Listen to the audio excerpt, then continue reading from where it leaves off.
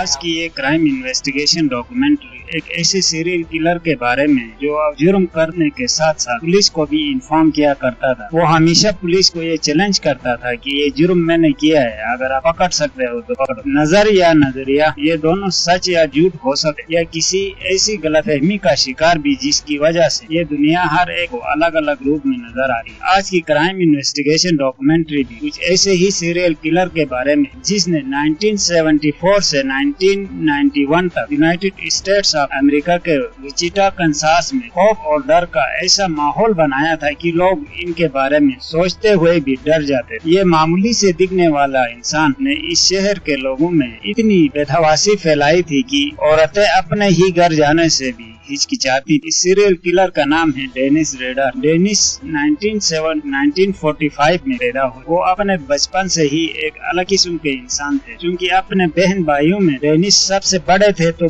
माँ बाप इन पर खासी तवज्जो देते थे और इनकी ख्वाहिश के बरअक्स डेनिस कॉलेज से ड्रॉप आउट हुए और 1960 की दहाई में अमेरिकन एयरफोर्स ज्वाइन कर लिया, लेकिन एयरफोर्स में ज्यादा वक्त काम न कर सके और घर वापिस आ पहुँचे। एयरफोर्स से वापसी के बाद 1971 में इन्होंने शादी का फैसला किया और इसी साल पोला नामी एक लड़की के साथ शादी के बंधन में बंध गए और एक प्राइवेट कंपनी में काम शुरू किया। मगर इस दफा भी वो एक साल के अंदर अंदर इस जॉब से उतर गए और मुख्तलिफ बहाने बनाकर जॉब छोड़ दी। इसके बाद 1974 में एक सिक्योरिटी कंपनी में कामयाबी के साथ जॉब शुरू किया। इस कंपनी में इन्होंने 1974 से 1988 तक काम किया। 15 जुलाई 1974 को डेविड रेडर ने एक ही खानदान के 4 अफराद को गला घोंट कर कत्ल कर दिया था। इस दौरान वो इन मुर्दा खवातीन की नाशों के साथ जिनसी ज्यादती करता और इन्हें मारने से पहले टॉर्चर करता था। इनकी इस पहले जुर्म की कहानी जंगल में आग की तरफ पूरी कंसास सिटी में फैल गई। इसी साल 14 अप्रैल को कैथराइन नामी औरत के घर में घुसकर इनके साथ भी मारने से पहले और बाद में जिनसी ज्यादती का निशाना बनाया। अपने इस शैतानी हवस के चलते डेविड रेडर ने कंसास सिटी में तकरीबन 10 लोगों को कत्ल किया था। 1979 में रेडर एक उजैड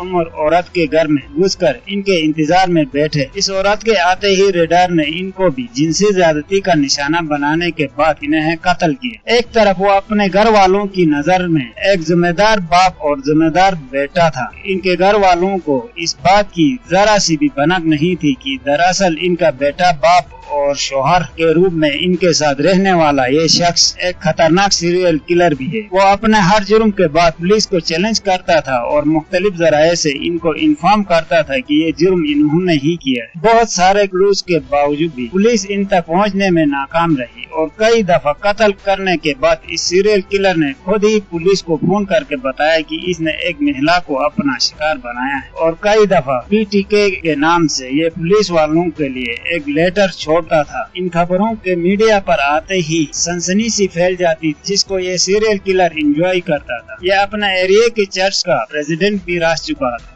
जिसकी वजह से इस पर कोई शक नहीं करता था। मगर कई सालों की खामोशी के बाद 2005 में रेडर ने अपनी एक विक्टिम खातून का ड्राइविंग लाइसेंस को एक बार्बी डॉल के साथ एक पार्क में रख दिया और इस बार्बी डॉल को ठीक इसी तरह ही बांधा गया था जैसे इस महिला को कत्ल के वक्त। तकरीबन 30 साल बाद पुलिस इस वाकये को देखकर हैरत में पड़ गई और पहली दफा डेनिस रेडर को हिरासत में ले लिया। पुलिस इंट्रोगेशन के दौरान डेनिस रेडर ने 10 लोगों को कत्ल करने का एतराफ किया और कोर्ट ने इसे 10 लोगों के कत्ल के जुर्म में इन्हें 10 दफा लाइफ इम्प्रिजनमेंट की सजा सुना। दोस्तों वीडियो पसंद आए तो लाइक जरूर करना और हमारे चैनल को सब्सक्राइब करना न भूलिएगा। Thank you.